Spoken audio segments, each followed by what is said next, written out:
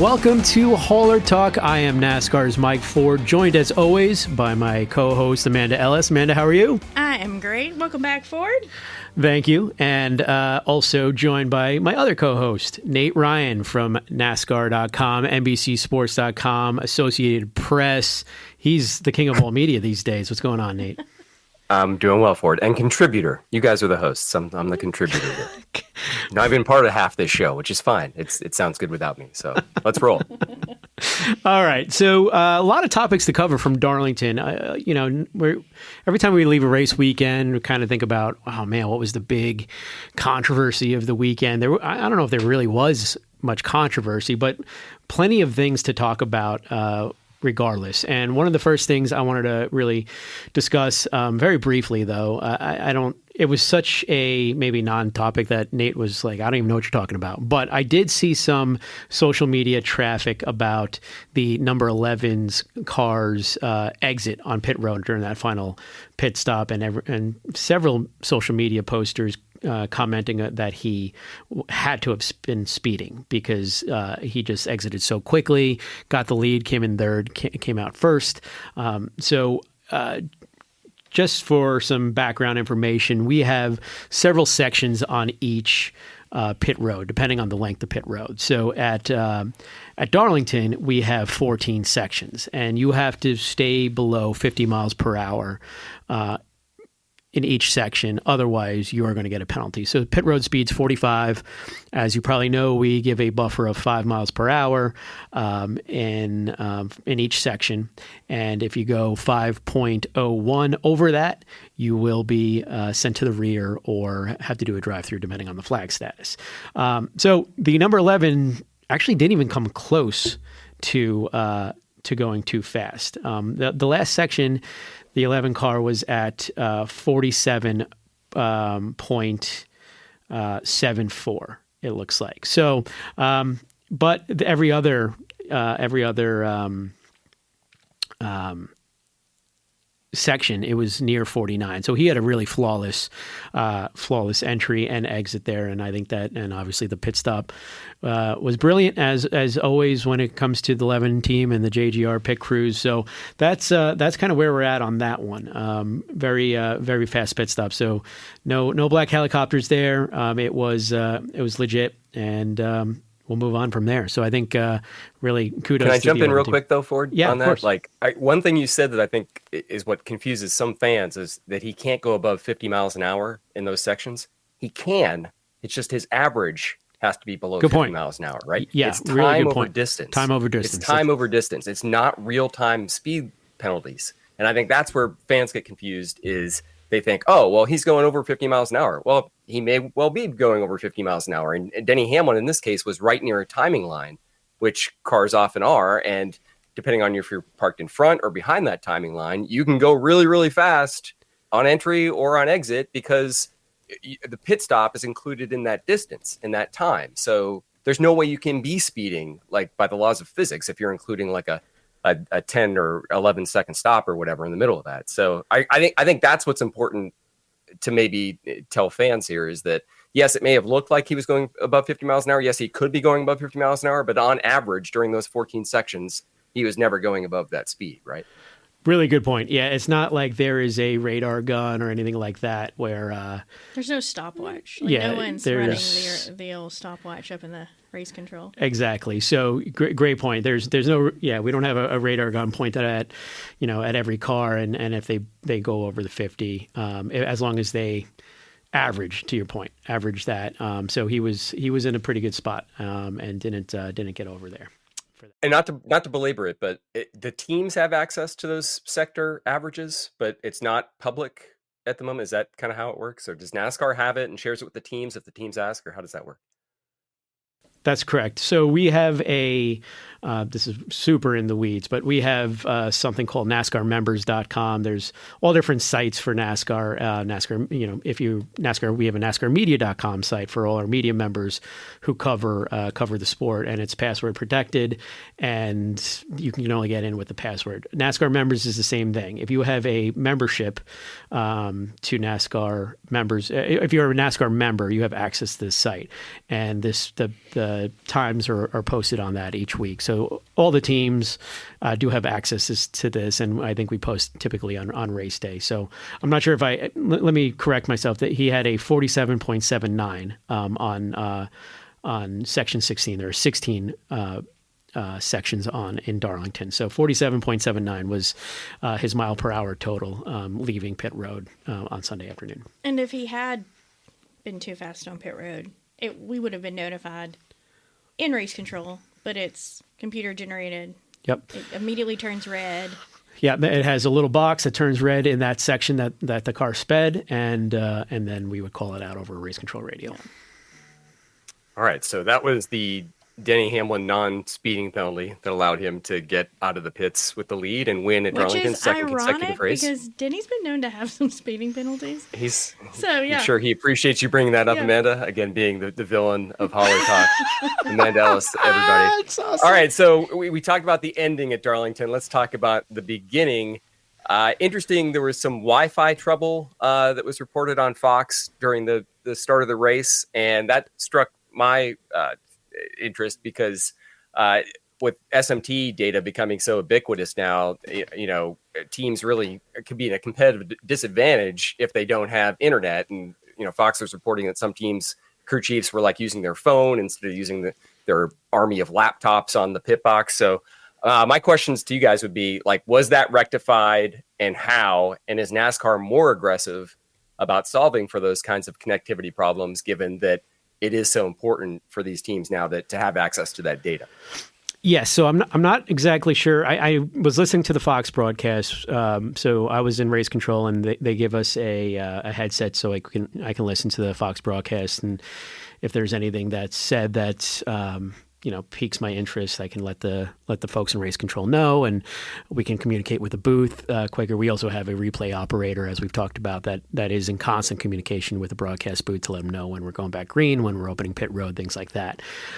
So I'm not sure, I forget off the top of my head which teams they were talking about, but for my research yesterday and today, I believe it was the Haas team and one of the front row motorsports teams were having problems. There was a connectivity problem. I believe, it was just a plug-in type situation where they, once they figured out what the problem was, they plugged back in and were back in operation. What was a problem, though, was the spotter stand loss internet. And they also there's Wi-Fi on the spotter stand. And I think that's a lot of where the intel comes from, when spotters can relay where the best lines are, timing and scoring data, things like that. And they lost internet.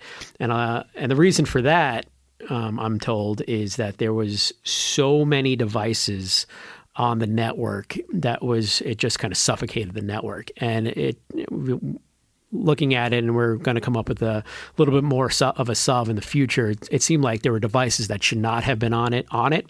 So what we did, our IT folks kicked those devices off. And once we kind of unclogged the network, that funnel of data, we were able to free it up and get it back in working order. So I don't believe it was a long issue. It definitely got back pretty quickly. We had it for certainly the second half of the race. That was pretty early on. So that was the Wi-Fi issue. Is primarily on the spotter stand, is my understanding.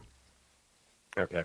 Appreciate that explanation. And I was not at Darlington, so I complete innocence that I did not give out the password to all of my buddies. Well, Nate, from I'm half kidding. It happens a lot.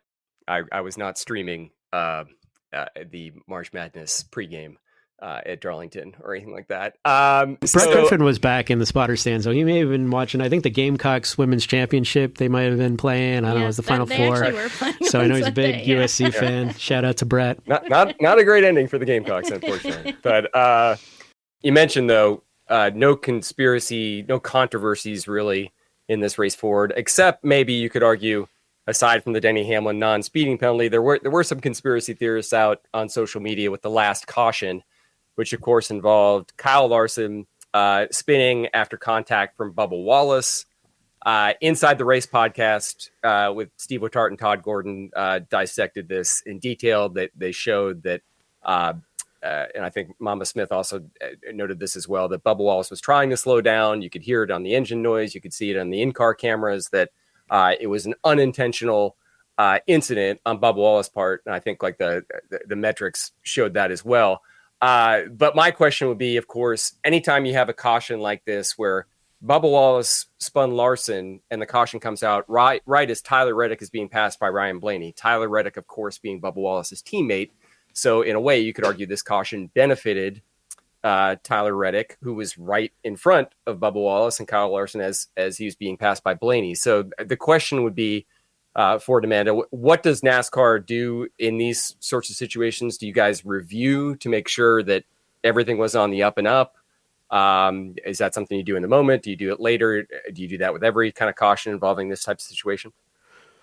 Yes. So short answer is yes. We did review it in the moment. As we've said before in this podcast, we do have video review, and we looked at it in the moment and felt that it was fine. There was nothing nefarious going on there from the 23 team, and we saw what everyone else saw, that the 5 checked up, and unfortunately the 23 hit them and spun them. One extra level we do have that I was able to experience in real time for my first time, but it has been going on for most of the season. But we are ramping up the off-site race control, which is here where we're taping this podcast in the NASCAR Productions facility. So Scott Miller, former Senior Vice President of Competition, now his title is Competition Strategist, has a long history with the race teams as well as the Michael Waltrip Racing competition director, and prior to that, crew chief for folks like Jeff Burton. So has a long history and experience with SMT data. He's kind of our SMT whisperer, if you will. And he oftentimes will look at the data to make sure that if there's any issues. So we have a communication channel. We have a radio that we can talk to everyone in the room in race control. We can talk to officials down on the ground. The race director can call it from the radio, and there is also a radio channel to the NASCAR Productions facility, specifically Scott Miller. So I don't believe he looked at the 5-car braking SMT data in the moment. He may have. I don't want to say that he did or didn't. I did not hear him talk about it, but they may. I'm sure they talked about it afterwards. But that is one other piece of review data that we're going to be have at our fingertips during a race to help us officiate. And I think that is one of the things I'm seeing that is really going to be a really improved evolution of NASCAR officiating with the offsite race control. A little bit of a game changer, because as Amanda talked about last week in Martinsville, when you have things like the 54 and the 8 on that last lap at a place like Martinsville where it's so tight, so short, you got to get ambulances, trucks, chase trucks, a victory lane stage. There's so many different things going on there's so many people directing traffic. Someone to sit down, pull up the SMT feed, and do the research needed that's to really come to a quick decision. It truly is impossible. But now we have someone of the experience and talent of Scott Miller back in the offsite race control that can do that for us, and that's really was the whole point of this endeavor, and this pretty impressive expense too. I will add. If you look at this, if you look at it here, it's just the technology alone, multi-million-dollar operation. So that is something we plan to use in the future, and I know we did use it this weekend. So the other part about that final caution involving Kyle Larson was that he was on track, and that wouldn't have been the case prior to the 2025 season, when you guys have these new damaged vehicle policy rules. And of course, a lot of people noticed that. A lot of people made light of that. I mean, Denny Hamlin certainly noticed it because that was the reason he won the race. Could you guys kind of review and explain like how that would be different this year as opposed to previous years, that the Larson car was on track after spending like an hour, 100+ laps in the garage getting repaired, and then comes back out to make laps to kind of get ready for the Southern 500. That's something different from previous seasons. Yeah, so I think he was on or in the garage for 160 laps is what I think it ended up, or he was 160 laps down, I think, when he returned to the track. And it was something that I always find very impressive to watch these teams, work, and it's like they know kind of what they're supposed to be doing. And this was really the first, I think, example of where the new DVP rules, where they like kind of built the car back to the level in which they could to put it back out on the racetrack. And like you mentioned, Nate, they were there for over an hour. And, I do think there will be some conversations, and Forde, if you have anything to add here, might have some conversations around, is there a time limit of when someone would need to be able to say, okay, because especially like in this situation, they went out very early in the race, right? So there was a long runway there of time that they could have, worked on the 5 car. But I think it was the first example of where we've seen where, a year ago he would have been out of the race. They wouldn't have had that opportunity. This year they do have that opportunity. To your point, the 5 team used it to their advantage and made the best of a tough situation for them and their team. And I think that, it was good to have that happen and be able to go through kind of what that potentially could look like. I do know there are things that the teams can and cannot do on DVP. We've covered that before. So, they fell within what they could do. And to your point, they were able to get the 5 rebuilt and back on the racetrack. And I think, Denny in the podcast Actions Instrumental, he talked a little bit about kind of why he thought they did what they did. And I found that, kind of a little bit interesting to hear his perspective on that. But I do think it's fair to say that there will be some conversations on if there should be a time limit, but I don't think that's something that we anticipate anytime soon. Correct, Forde? Yeah, that's certainly not this season. Maybe, but I would doubt it. I think I think that what happened with the 5 is kind of the whole point of what we wanted it to happen. Is one, he exited so much earlier. He had this cool paint scheme. A lot of Kyle Larson fans, and so they were able to see Kyle at least on the racetrack for a little while. I think when we were in race control, I think there was maybe some discussion like, man, this does feel like a long time, but this is the rule. So it is what it is. And then as we, sort of thought about it a little bit more, that's kind of was the goal of the program, is not to eliminate a car that could get back in the race and compete for a couple extra points. But what I would say is that we will always talk with the race teams as this progresses, and that was always the point. Daytona, the DVP rules were different from Atlanta to Daytona. Very slight changes, but it's going to be an evolving process. And when we unveiled the DVP program, we said that this could see some changes. So will we see any changes out of what happened with the 5? I would doubt it. I think in the end, it really did what we wanted it to do. 2 more things to hit from Darlington. After the race, Forde, you announced, and I'm a terrible contributor, so I don't have the numbers. You announced that you took a few Xfinity cars back, and you took some Cup cars back for the dyno to the R&D center. Any significant results or developments from that? No, all good. So we all clear from the Xfinity Series. We tore down the cars yesterday. We're taping this on a Tuesday afternoon. And so the Xfinity cars were all torn down yesterday and came out thumbs up.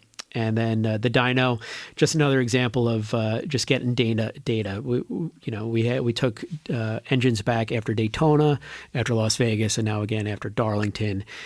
Really just an opportunity to get more and more data from the engines, from the levels of horsepower that the engines are delivering, making sure that we have our finger on the pulse of the competition. So really just something we do from time to time, and that's why we did it after Darlington. And then lastly, before the race weekend at Darlington, but at Darlington, before cars were on track, there was a meeting. We had Eric Peterson from the Xfinity Series on Hauler Talk last week to explain that NASCAR was going to I think it's fair to say, essentially scold the drivers for what happened at Martinsville. So I wasn't privy to that meeting. The media weren't privy to that meeting. The public and fans weren't. I know you guys were. So anything you can share behind the scenes details or yet to be revealed info on how that meeting went? Yeah, I don't think there's anything that hasn't already been public that that I can excitingly share, any juicy gossip out of it. Plus, if there was, I probably wouldn't feel comfortable sharing it just because it was one of those meetings. That's never stopped you before. Fair. Touche. So,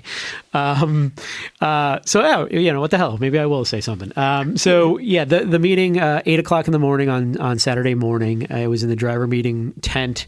Which drivers love an 8 a.m. Yeah. Well, I heard some drivers had to get up at 4 a.m. and drive down in the morning to make it because a lot of the drivers got there went straight from the Charlotte area all the way down to Darlington just for this meeting at 8 a.m.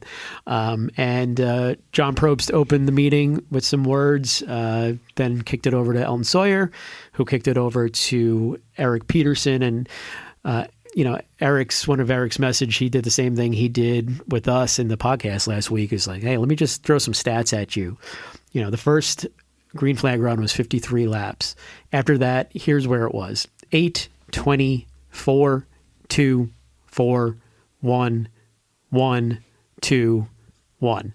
And that's not verbatim, but pretty close. And I think it was just kind of a stark reminder of how sloppy that Martinsville race was. And I think the message was, and I think Austin Hill may have said this, was if you put us in a position again this season, but especially at second Martinsville, which is such an important race, we are going to, if you're going to make us call a balls and strike calls, we're going to call a strike. So don't put us in that spot. And then once Eric Peterson finished his part, he kicked it up open to the floor, and two drivers spoke, and that was Justin Allgaier, the reigning champion, elder statesman of the sport, and he said a few words, and then Austin Hill followed up Justin's remarks, and I think Austin Hill is also one of the elder statesmen of the Xfinity Series, and so you have Justin Allgaier, Austin Hill, two leaders in that garage, I would say, and then we wrapped after Austin spoke. So I think it was a good meeting. I think Austin Hill called it a firm discussion from that we delivered. I think that's probably the most appropriate. Hopefully Jordan Bianchi doesn't mind I'm saying this. He and Jeff Gluck did a good job on the in the Athletic writing a story about the meeting. They captured it really well. One part that didn't make it in, he said one driver called it an good old fashion ass chewing, and my response to that was that is someone who has not received a proper ass chewing, because it definitely wasn't that, in my opinion. Definitely laid down the law. Told him kind of how we feel about it, how we felt about that race, and what we expect moving forward. But I think the message of the meeting also was the Xfinity Series largely is applauded and embraced as maybe the best racing in all of NASCAR. So we don't want one race to sully that, and so don't put us in a position. And you're the series where names are made. You're the most beloved series in NASCAR in many accounts. Let's prove that right. Yeah. And it's also a place to learn, too. I mean, I think sometimes that gets overlooked, and so this is an opportunity for them to learn. And I hope they do, because I definitely don't want to do that again when we go back to Martinsville. Yeah, seriously. But it's fun. It leads to great stories in The Athletic, which subscribe exactly. to. Support your local journalists or your national journalists. And I mean, we heard it from Eric Peterson. I heard it from Wayne Otten as well. Obviously, there's a lot of sense of pride in the Xfinity Series about the quality of racing. And they do believe that on a lot of days that it's the best in NASCAR. So put Martinsville in the rearview mirror, thankfully. But now the Xfinity Series and the Cup Series and the Truck Series head to another short track, Bristol Motor Speedway. Racing the way it ought to be, world's fastest half mile, and a little bit of a twist. Look at you. Come on, Nate. Hey. Come on. I once had a podcast. You are contributing the hell out of this episode. I once had my own podcast. I did this for a living for a little while. So Bristol Motor Speedway has a little bit of a twist this weekend, which surprised me. They're going to be putting down, I don't know what the current vernacular is, PJ1 Trackbite. One of those. Traction Compound is what we always just sort of refer to it generally, but it has its own little sort of brand names. So in the past, they've been using resin, I believe, on surfaces like Bristol Motor Speedway. But this time, you guys are going back to what's essentially like a glue, sticky type substance that they spray in this type of traction compound. So why the change? Why going back to that? Because it seemed like resin had sort of become the gold standard across the board, and everybody kind of tired of the spray. Is Bristol kind of an exception to that? What's the story there? Talked to my man Jerry Caproth, who manages a lot of the racetracks, the infrastructure type stuff. Works closely with Steve Swift on the, if you remember him as a guest on Holler Talk from the Speedway Motorsports side. Jerry's kind of our operations managing director on that side. So this kind of goes back to the fall race at Bristol, where we started the weekend at resin, and the track was just not picking up rubber at all. And Goodyear was at a point come Saturday, which, as you know, the Bristol night race is Saturday night, where they were getting a little bit worried that this could be a problem and really affect the tire in a not, tire wear. Similar to like what had happened in the spring? No, I think it would be like it would be a problem. It would have been a problem. Yeah. Okay. So they knew that if they used PJ1, it would the track would definitely take rubber.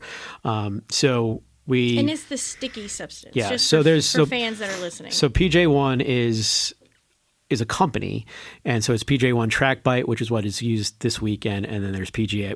The resin is a PJ1 product as well, and resin is just the resin. It's from the same company. Same company. Yeah. So we decided to use PJ1 the Saturday of the Bristol night race, which was a little bit of a unprecedented move because practice and qualifying was done on resin, and then we put PJ1 down. So it was a pretty big curveball for the teams, I imagine.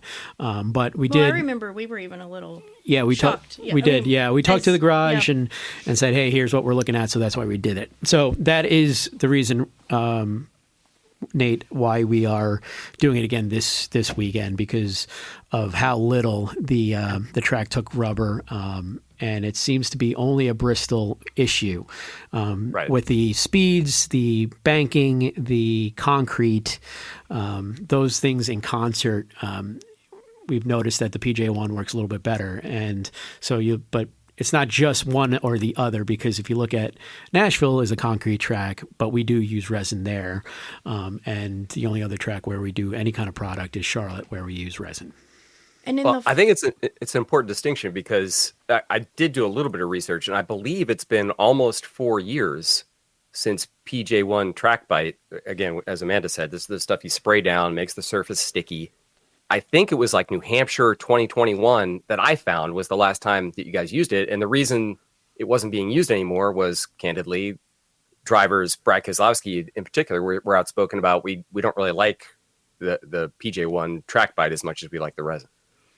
I think we've used it at Bristol since 2001, but I'd have to go back and really dive into. Well, to whenever I think the last time we may have used it, or the last time, it certainly lost popularity after Nashville, because when Nashville was the first year we used resin, if I remember correctly. And it was a really good race, and everyone's like, this is it. This is what we got to use from here on out, because it helped create multiple grooves. The racing was really good, and that's why we started using it. It was more predictable, more consistent, and lasted kind of the entire race, where PJ1 was more of a, it needed to heat up, and then it was, sometimes it was temperature sensitive and things like this, and it wasn't as predictable and consistent as the resin product is.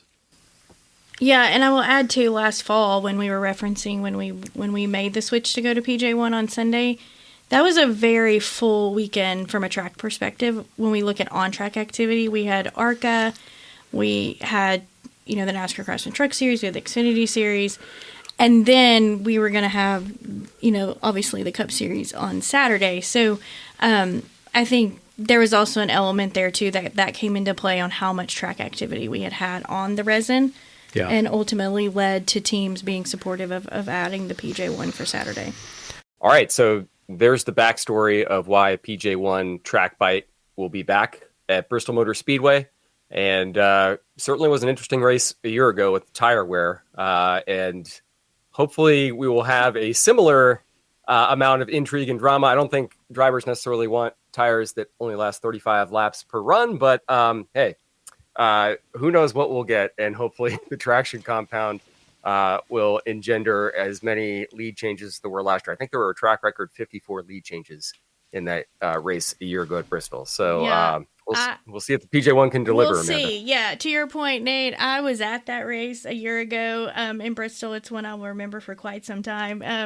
And I'll be there this weekend. So we'll see what happens. We'll see kind of what we have on deck for the weekend. And then, obviously we'll be back next week to discuss all the news and storylines from the Bristol weekend. All right, Nate, thanks so much for joining us. We always appreciate you being a part of our discussion. You hold us to the honesty side of all these questions. Thanks for having me. We appreciate it. All right. So Mike and I are now going to talk to Amber Wells. Amber is someone that you may or may not know, but I promise you know the things that she navigates and the things that she does with the NASCAR Alumni Program, the NASCAR Hall of Fame, and many other things that we will talk about. So here is our conversation with Amber Wells. Well, coming off the Throwback Weekend at Darlington Raceway, we thought we'd have a very special guest this week on Hauler Talk. And joining us in the studio right now is Amber Wells. And Amber, longtime NASCAR employee, is the executive director of the NASCAR Alumni Network. And this weekend was Alumni Weekend at Darlington Raceway. So, Amber, welcome. Thank you for being here. Thank you. So, first off, some people have heard about the Alumni Network, but maybe just start us off with a brief overview of what it is. What is the NASCAR Alumni Network? We founded the NASCAR Alumni Network officially in April of 2024. And the mission of our program is to engage with former competitors who may not been as active in the sport over the past few years and give them a pathway to re-engage back with current NASCAR. We had our inaugural event last year in Darlington around Throwback Weekend. We brought that event back again just this past weekend in Darlington. And we hope to continue to just find new members, find new drivers, find new crew chiefs, find new owners, and get them engaged back in our program. We have about 75 to 100 names in our database right now. How many came to Darlington this weekend? I think we probably had over 30 guys that came back and were part of it. We had a handful of active members, if you want to call them that were heartbroken that they had other plans over Darlington weekend and were able to miss it. But the purpose of the program is to just make sure that guys that have given their lives to NASCAR, spent their entire careers in NASCAR, that they feel like they have a point of contact within the walls of the league. They have a way to get back to the racetrack.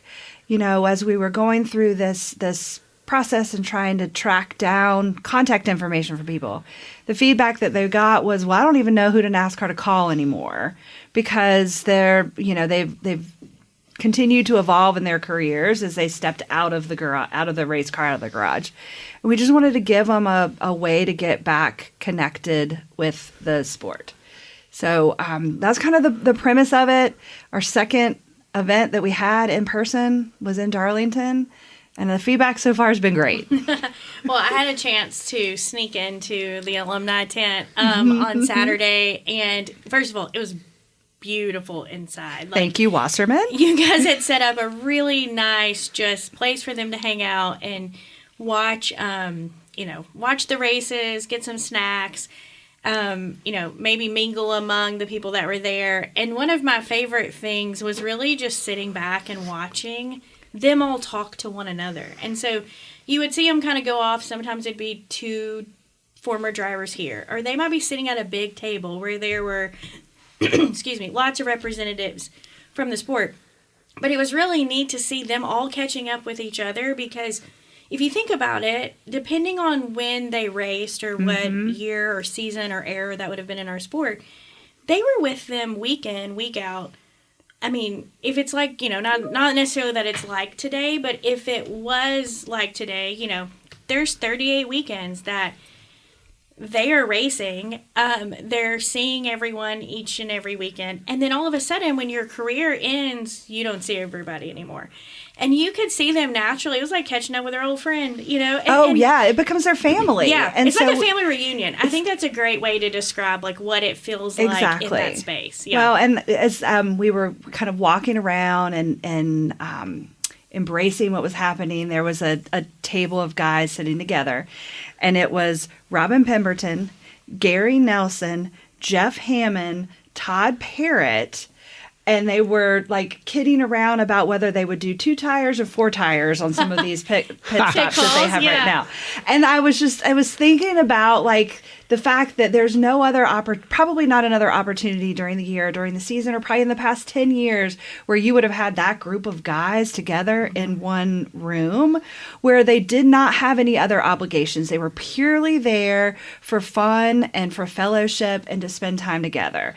They, weren't working. There were no obligations. It was intended to be fun for them. And I think that's what we hope to achieve through these weekends like this, is that you come back and you don't have any responsibilities, like you're not competing, so you don't have that pressure of it, and that you have that time to recollect, hey, you remember when we raced against each other in Darlington? There was some fun moments between Mike Skinner and Ron Hornaday of like how they used to race each other back in Darlington, and they could relive and like reminisce over those memories. And I think that just giving these guys a platform and a space where they can have like to enjoy themselves without the other pressures on it is what we want to do. And these guys haven't been back to racetracks in years, some of them. Yeah. We were walking, I was actually, Lake Speed was another one that came back this past weekend and had not been back to a racetrack in many, many years. And he did the invocation for the Cup race too. He is still very active with MRO. So he and his wife Risa are still really active with MRO.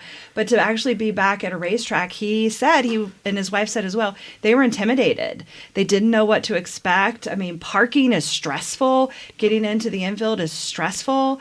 And so that's part of the assets and the resources that we add for this race weekend is we help them step through that process. But I had the opportunity to walk through the garage with them, and they were looking at the surface of the garage, and they're like, this hasn't changed.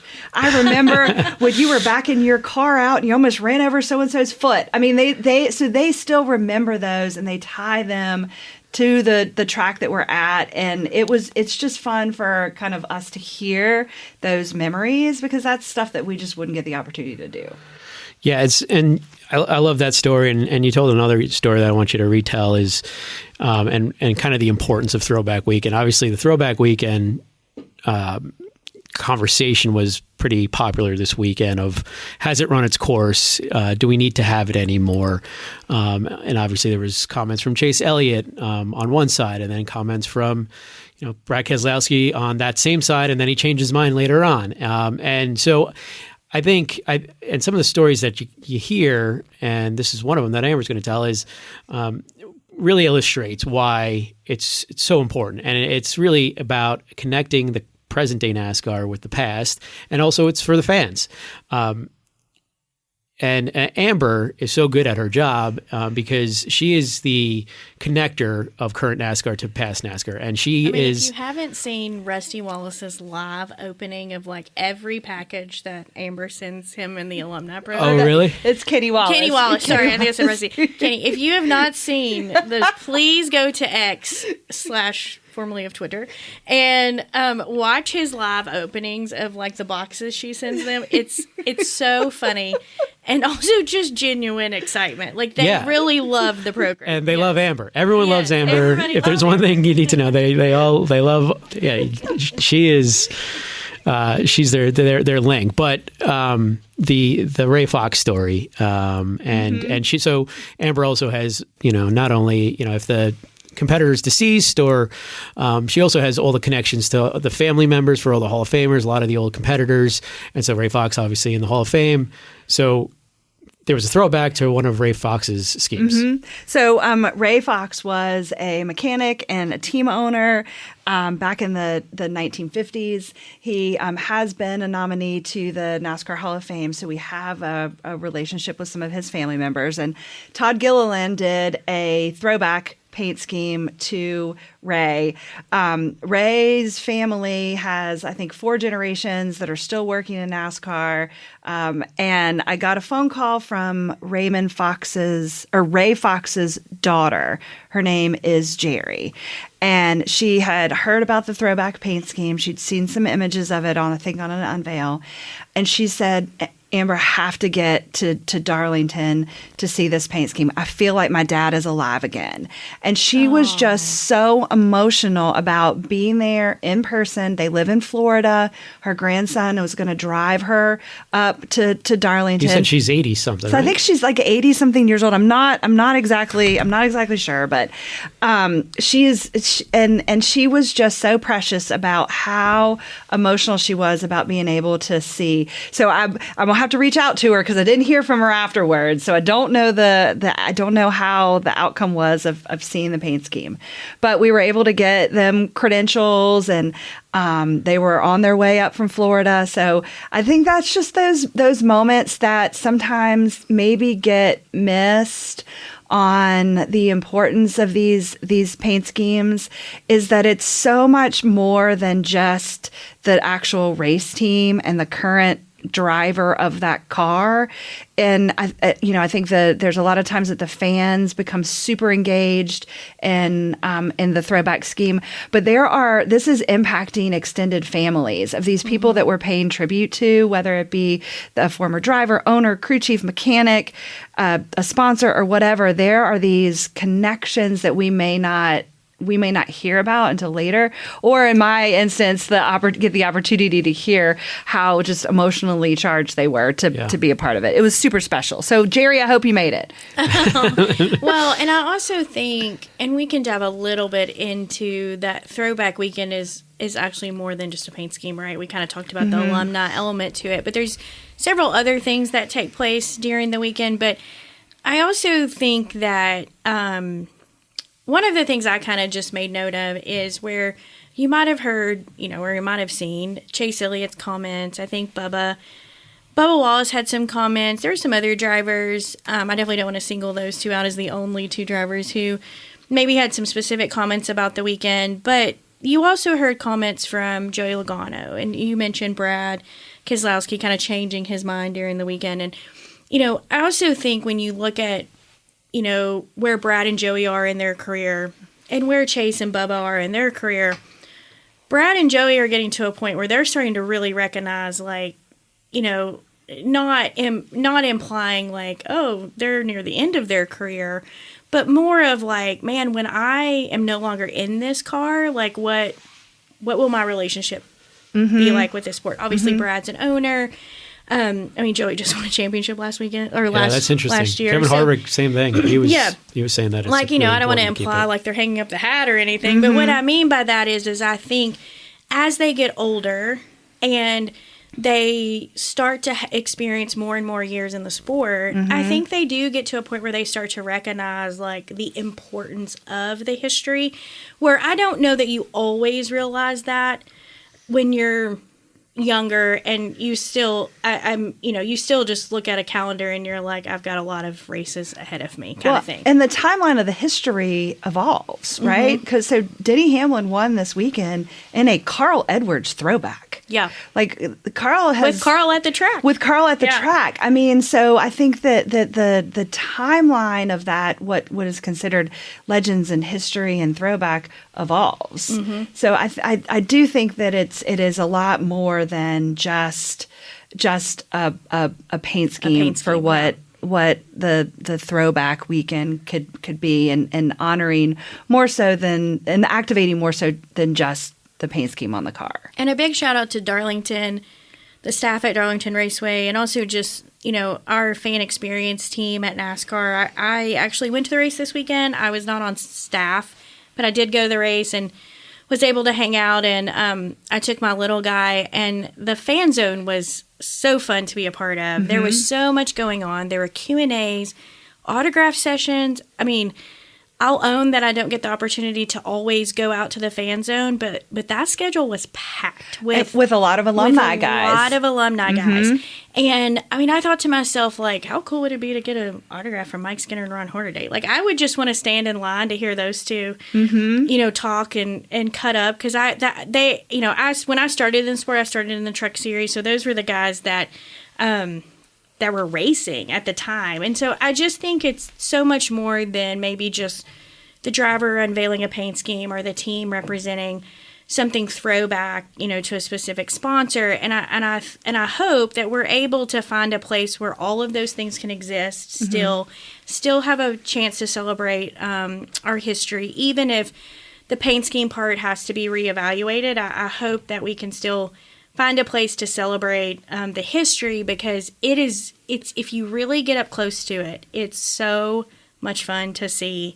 Sometimes, some people are going to love the paint schemes, some aren't, but majority of people, I think, both in the industry and on the fan side, would all agree that there is a place for it and there's a purpose for it. And as we kind of navigate maybe how that looks in the future, obviously those conversations will be had. But I think there's so much more to what is considered Throwback Weekend than just, a paint scheme. Though I am a big fan of the paint schemes. I actually personally like them.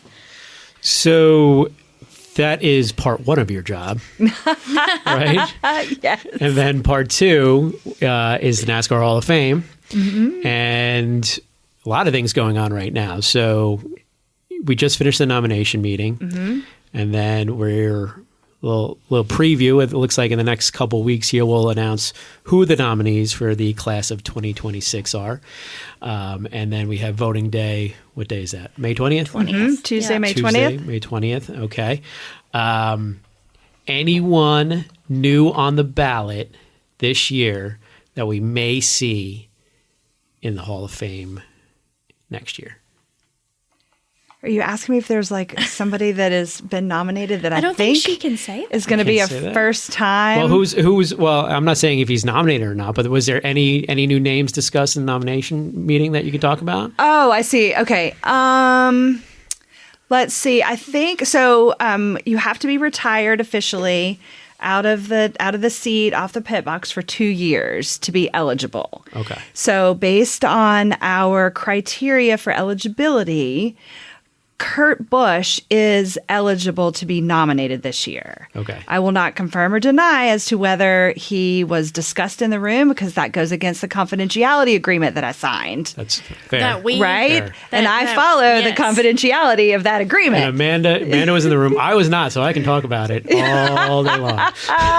We are not allowed to give all the details. We're not allowed to do read the rules. We remind them of what those rules are. Correct. And they do have to sign them, and they have to sign the ballots on the seal of the envelope. Right, because what are they going to do to it? Well, authenticate it. That's right. There's an inside joke there about authenticate. But it's quite the process. This was my first opportunity to be in the room, and I have to say it was very enjoyable, so I appreciate Amber allowing the opportunity. But I will say that there's a very strict procedure that we follow. Yeah. And I think that was, though I'd never questioned that, it was neat to see it come to play in the room. I wish you could almost sell tickets to that. Yes. Oh my gosh, it would be so fun. I've been in the room for a few of those meetings as well, both the nomination meeting and the voting day meeting. I almost feel like I like the nomination one a little bit better, because I feel like, because there's so many broadcasters and media members in the voting day, I feel like they're like, this is my time to shine. Yeah. Let's go. A few people stand up and really let it know. Where you hear in the smaller group, there's a lot of folks you don't really hear from. Like Mike Helton, for instance, you obviously hear from him, but he has such a historic mind, and it's kind of cool hearing what he has to say about people. And Jim France, and we have local short track owners in that meeting. So it's a pretty interesting collection of folks that are talking about it. Well, in the nomination meetings, so we have 2 of those meetings that take place. We have the nomination committee, and that group is tasked with discussing the modern era candidates. And then we have our honors committee, and that group is tasked with selecting the names that'll go on the pioneer ballot. And I think what's fun about both of those meetings is the ballots that they get for that are blank. Modern era ballot has 10 blanks on it. Pioneer ballot has 5 blanks on it. And it is an open-ended discussion. So I love and appreciate the people that come into those meetings. And just because you were on the ballot last year, correct, doesn't mean you automatically you're not automatic. Transferred. Yeah. You have to get revoted in. And so I really appreciate the committee members that come into that meeting having done their research. Like these are the people that I want to put up for consideration. And here are all of the reasons why I think this person, this person, this person, this person. And then what that kind of conversation does is, especially in the honors committee, is someone will bring up a name, and then there are people that have competed against them or have heard their family members have competed against them. And then they can tell stories about, well, this is how this person either impacted my career, or how they were super competitive against me, or how I didn't care for this person, or how, whatever it is. I think that having that dialogue. So the first couple of years that we did nomination, the group didn't meet. They just got a blank ballot in the mail. Oh, really? Mm-hmm. Yeah, we added that committee meeting, I think maybe after 3 years or so. But they just got a blank ballot in the mail with instructions and all the things they had to put in there. But the conversation was missing. And then I think just this being able to bring up names in that open forum and have people weigh in on them. There's no collective voting. Like, it's not that you have to put up somebody's name. They were say aye. You get your blank ballot, everybody writes in their names, and then they sign it and they seal it, and we send it off to the accountants and they count them. So it's a completely transparent process on that side. But those meetings are fun. Like, they're fun. Well, and I also think, first of all, what they remember is crazy. Especially in the afternoon meeting. It is bananas. The stats and the wins, and it's fascinating. That so-and-so in 19, mm-hmm. and they picked me up on the side of the road. And, it was one of those things where, it really made me think a lot about friendships that are formed through work, and how mm-hmm. it would be really easy sometimes, I think, and I think sports is a little different, but it would be really easy to be like, I'm just showing up for a job every day, I'm getting a paycheck, but you can just feel through all of these stories, they were competitors. Most of them were against each other. Right. It's their life. Yes. We talk about these are our careers, mm-hmm. right? That's our job. We work hours, we get a paycheck. Yeah. That was their life. Yeah. Everything, their family revolved around it, everything that they had invested in it, it's their lives. Yeah. And I think it so cool. makes for a different perspective on that. And honestly, the things that they pointed out, and we have to be careful not to give too much descriptions, but the things that they pointed out that they now look back on and say that was a great quality in someone could truly be a book. It could be a handbook mm-hmm. for future generations of how to be good humans. That's basically what it is. Right. Well, I wonder if that's part of the reason we haven't seen a unanimous Hall of Famer first ballot yet mm-hmm. either. Do you think we'll ever see that? Who we got? Kyle Busch, Kevin Harvick next year. But if Jimmy didn't get it, then you probably wouldn't. Yeah, I think that there's a lot of there's people again that come into this and they're very thoughtful about their decisions. Yeah. They're very thoughtful. They're very deliberate. I think that you ask a lot of voters. I don't want to speak in absolutes there, but a lot of voters will come in and they're like, I know my 2 out of 3, or it used to be when we were 5. I know 4 out of 5, and now, for modern ballot, there's 2 names, and they're like, I got one for sure, but they wait to see how the conversation evolves. And I think what's really nice then about the voting panel meeting, that's the one that Mike, you mentioned, has got a bigger group of people together. That's when the media members are in there. And there are different faces throughout the industry that come and participate in that. And usually the voters will come in with one name, and then that second one is up for discussion. Yeah. And they can easily get flip-flopped one way or another. And, obviously there were some surprises. We've not had a unanimous ballot, even going back to Richard Petty and Dale Earnhardt. It's just and I think that's what makes it special. If everybody was thought the exact same way, totally agree. Right? It wouldn't make it special, and I don't think it would be as authentic. Yeah. Then because it would seem like it was like not genuine. I think that makes it genuine. And I think on the outside, you could be like, how is that possible? How is it possible that Richard Petty or Dale Earnhardt did not get a unanimous vote? But when you're in the room and you have a chance to be a seat in the room, you totally understand how that happens. And to your point, it's genuine. It's not, there's nothing, negative or vindictive about that situation. Right. It's not fake. No, it's not fake. I mean, it's an honest discussion. And I think, to Forde's point, it is truly something you wish you could sell tickets to. But I will say this, if you are a fan listening and you're like, man, I would buy a ticket to that, I really do encourage you to explore attending a NASCAR Hall of Fame induction ceremony, because you may look at that and say, well, my favorite driver's not being inducted, I'm not going to go. You may say, I don't know if it's worth it. It is totally worth it, because there are parts of that experience that will give you a little bit of what that room feels like, and the opportunity to, kind of experience that. So if you are listening and you're thinking about, that, I really do recommend that you try to make that trip at some point, because I think it's one of the most underrated opportunities our sport offers, and it's something that's really, really cool, especially when they do a little bit of the roundtables and the fireside chats. And it's fun. I know Kyle has kind of ran those the last couple years, but you just never know what they're going to say or what stories are going to come out. Great. I mean, who knew that Carl Edwards had a brother? That whole He stole the show. Yeah, I know. I was like, man, we're just learning all kinds of things about Carl that we did not know. So, but no, it's, Amber, I will say, I always joke that I'm lucky. I just feel lucky in Calms that we get to, work alongside you as often as we do.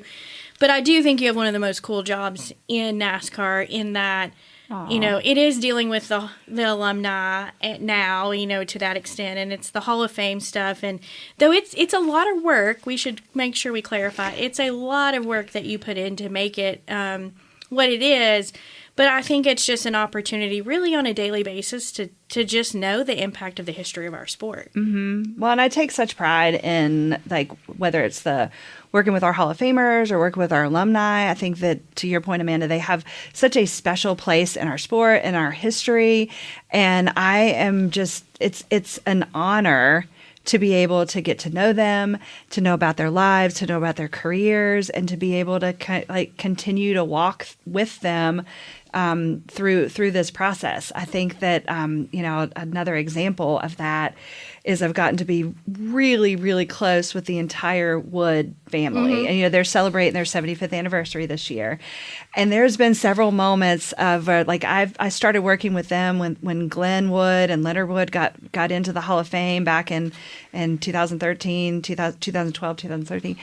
And I feel like my last name could be Amber Wells Wood. They are such a special family that I think that I wish more people got the opportunity to engage with them. But that's part of the benefit of doing this job, is that we get the opportunity to just meet awesome people like that. And they're so special.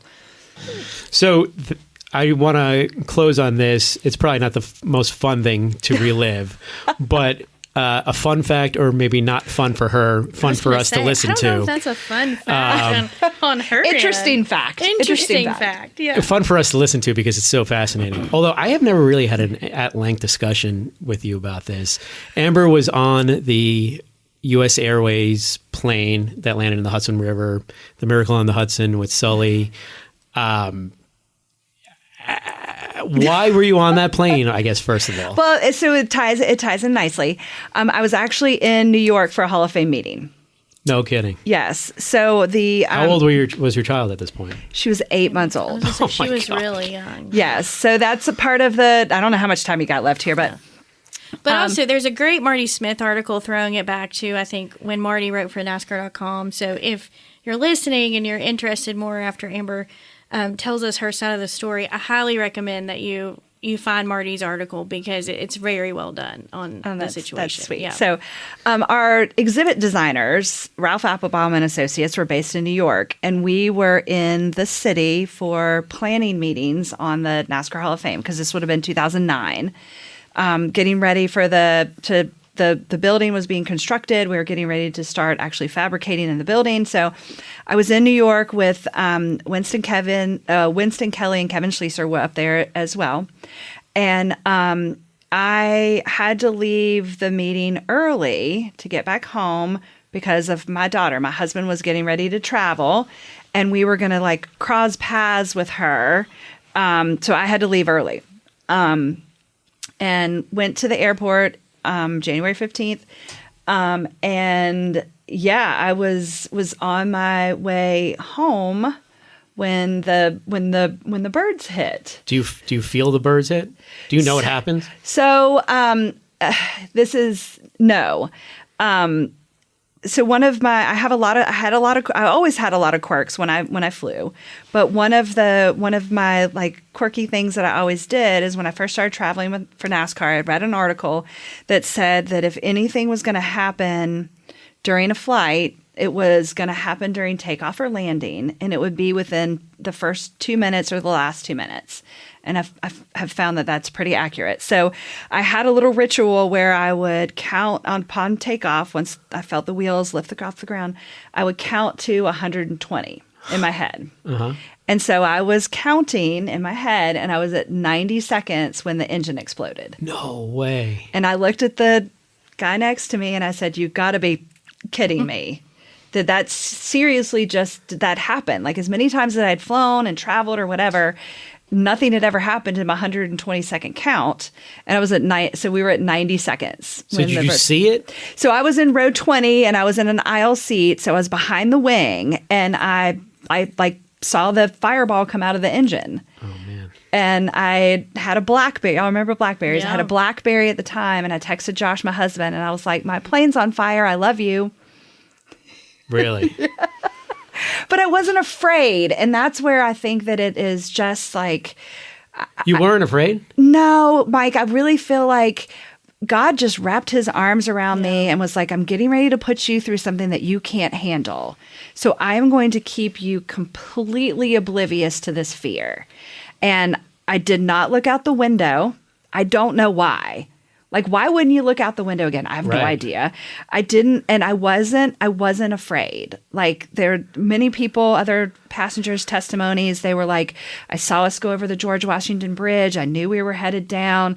I didn't realize we didn't have any power." I had none of those fears. So I think that's part of why I have a positive memory of this, is because I was never afraid. Wow. I never, Were the other passengers losing their minds? It was almost like it's happening so quickly, too. It was, and it was really like I had a bubble around me, like a foggy bubble around me, that I just did not pay attention to what everything else was happening around me. It was like a fog. And so the next thing I do remember is Sully keyed on the microphone, and he said, "Brace for impact." That is absolutely true. What you see in the movie, everything, absolutely true. So again, I looked was that the only thing that was said only over? thing that was said. Only thing that was said. So flight attendants didn't say anything? No, and I honestly, so we were on takeoff, so they had dimmed the cabin lights. So I did not realize that we did not have any power. Because the lights were already off. So you wouldn't have known that. And the way that, and you guys I'm talking on the radio, can't see me, but the way that Sully could like slowly turned the plane and then we slowly started to descend, I thought we were headed back to the airport. I had no idea that we were over the water. And so he keys the microphone and he says, brace for impact. And I remember looking at my seatmate here and I said, how do you brace? Like, you don't know how to do that. Great question. Right? Yeah. I didn't. Now I read the safety manual. I know how to do it now, but I didn't know at the time. So I was like, what do you do with your arms? What am I supposed to do with my head? And so I think I just kind of like bent over and I don't even know, but I can't remember the impact. I don't really. I've blocked that out. I cannot remember the impact, but I can remember the sound and how the plane drug through the water. And the only thing, the most thing I can compare it to is like when you're on the highway and you're going really fast, and there are car hydroplanes, and it like rumbles and shakes. Yeah. It's like visceral for me. Like it'll give me the chills now still to hear it because it's the sound. And we kind of came to a halt. I can't say landed because we were watered. But we like stopped and he came on the microphone again and he said, evacuate. Oh, let me back up a minute. So after he did brace for impact, the flight attendant started to chant, brace, head down, stay down, brace. And it's like a melodic chant in my head. So the next thing that we hear is evacuate. And so I remember opening my eyes and I kind of like moved my hands back and forth, up and down. And I was like, well, I don't feel like anything's broken and I don't see any blood. Like, right? Like we hit something hard, but I don't see any blood. And then my eyes like focused past my hands and it was like bloop, bloop, bloop. Oh, you could start to see the water. The water was at my knees already. Oh, wow. And then I remember turning and looking to my right out of the window, the little like, and it's like bloop, bloop, bloop. You can see I'm like, oh crap, we're in the water.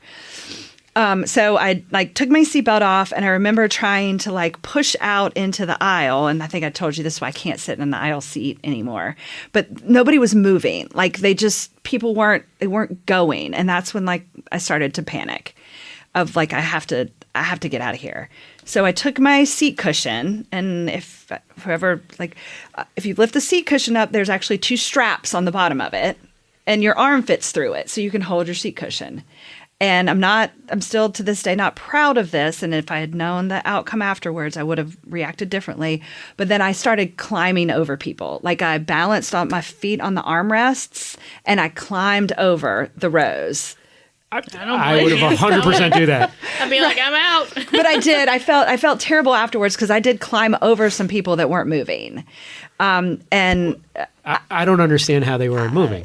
I don't know. I think they're just like, well, I guess we're fine. I think in that moment you get shock or. I think you mentioned one time you and I had a conversation where you said like some people were very focused on like knowing they needed to get out, and some people were focused on like, well, I got to get my computer. I got to get. It's almost like I do, and I think they were in shock. That's what I was going to say. It's almost like their brain had not caught up with what had actually. And there was happened. A lady that was older and not as mobile, and so it was just the circumstance of it. Yeah. So by the time I got to the wing, that kind of like open area there, it was full. Like all of the passengers there had already evacuated out onto the wing. And so there was a gentleman standing at the door and he was like, you need to keep going, go all the way to the front. So I ran up to the front and bless her heart, one of the flight attendants was still standing there. Bless. And she was like, doesn't matter, just go one way. So I picked a way, I went off to the right, and it's not a raft. It's intended to be a slide. So you're supposed to come off of it and then go out. Well, we didn't want to go out because you would be like in the river. Hudson, yeah. So we're like holding on to the end of the slide to not slide off into the river, but you're sitting in several inches of water. I can't remember how cold it was. That's the other thing that I can't remember. So air temperature was like 30. Because it was December or January? January. Air temperature was like 32, 34. I think the water temperature was about the same. Like there was ice like further up the river headed towards us but I don't remember the cold.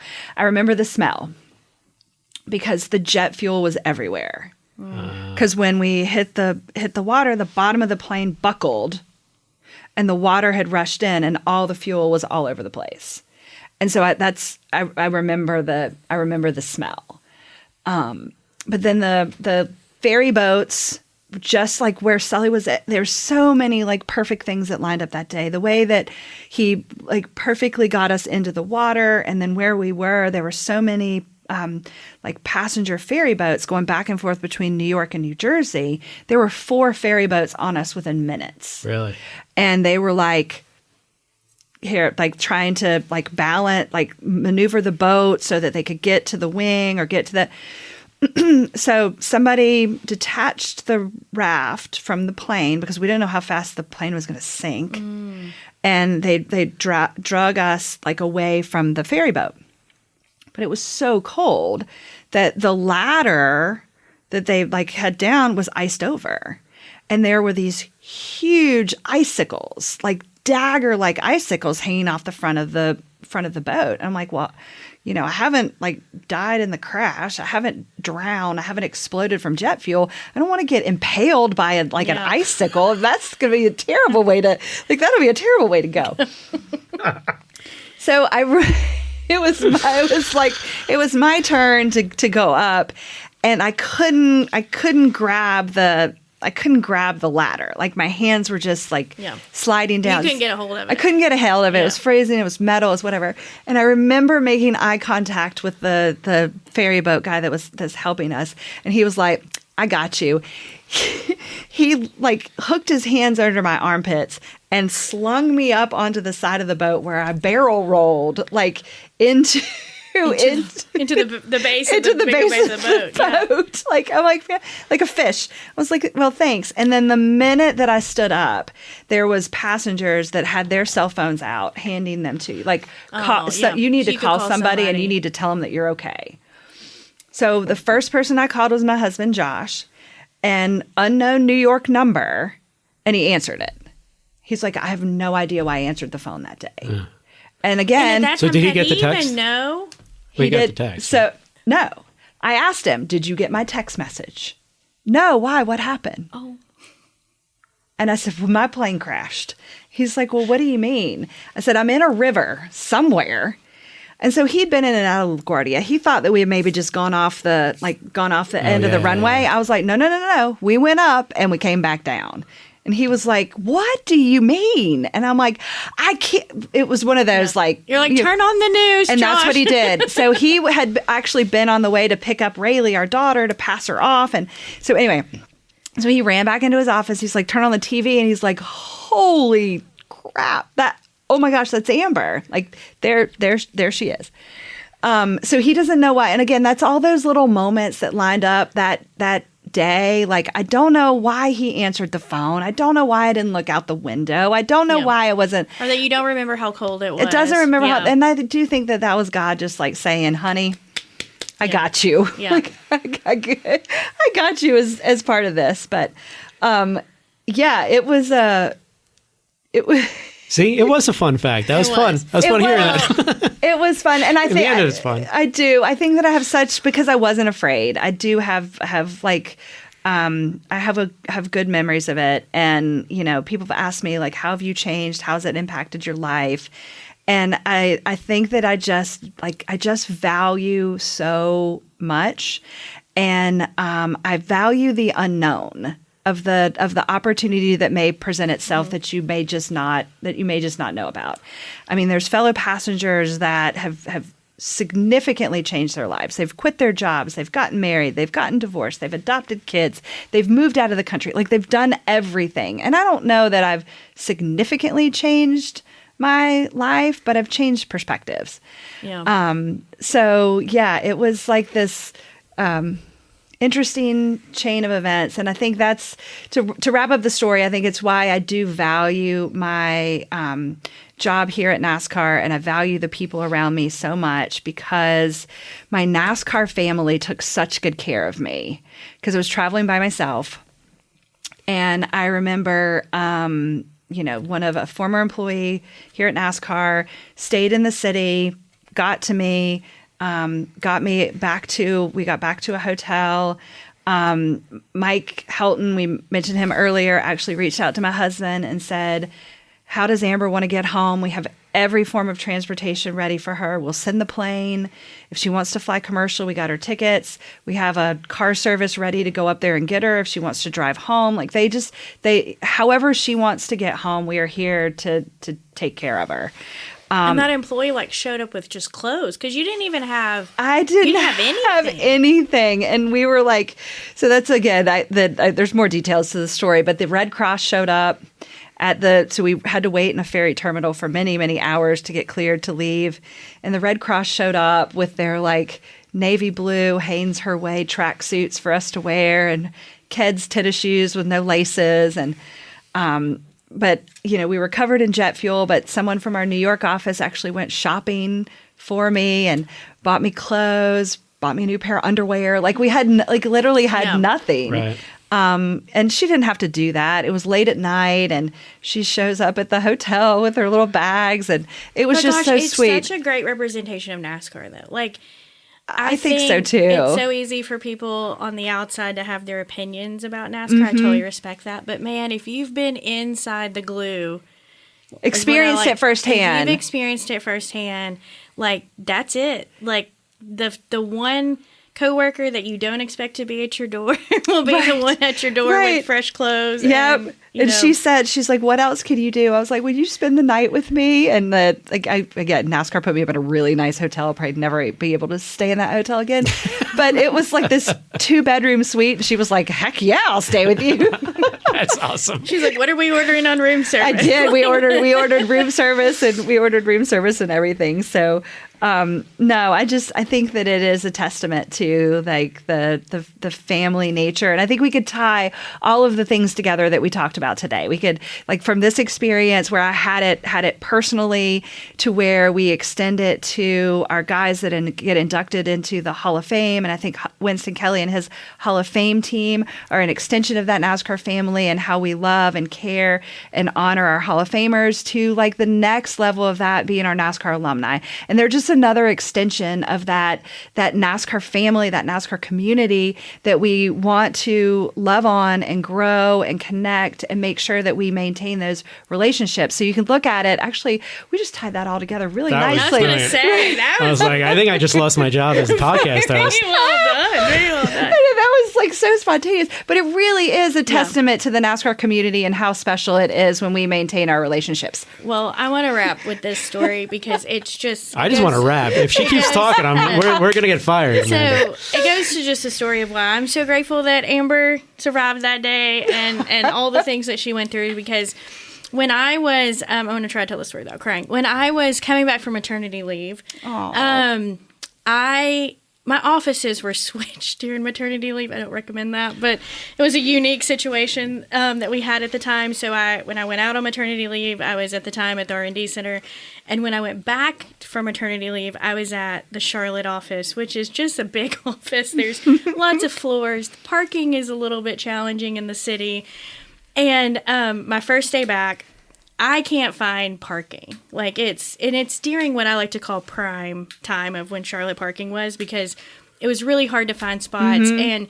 And I'm rolling. I mean, I'm just taking the loop. I'm just going around the loop. I'm trying to figure out what I'm doing. I'm starting to really lose my emotions because I'm like, this is just too hard. And I've already dropped my kid off at daycare and I'm just overwhelmed. And I'm right at the entrance of pulling in the parking lot, and Amber sees me and she can tell that I'm having a really big moment. And she's like, you're going to be okay. You're going to be okay. And she's like, pull in. And she helped me find a parking spot. And she just really told me I would make it through those first few days of going back to work, and told me just to really focus on knowing that like in 2 to 3 weeks it would not feel overwhelming. And to this day, I always am so grateful I found her in that parking lot, because I don't know if I would have turned around and went home or what I would have done in that moment. But you reacted how she should have when the plane was going down. I mean, but she did, and I always now try to think of that if I find out that someone is coming back from maternity leave. I always try to, if I can be available, I try to do that, because, I mean, that day, like, Amber saved me from truly turning my car around and going home. Well, you just need to pay it forward. So somebody did it for me. I did it for you. Now you just need to pay it forward. Exactly. That's awesome. Well, Amber, it's clear that we love you. Thank you for being our guest today, and thank you for telling us all about the program. Really positive, well received program from our competitors. They speak so highly of it, and that's in large part because of you. And thank you for being so honest with that cool story. I mean, really moving story about what you went through there. So thank you for joining us, Amber. And anytime.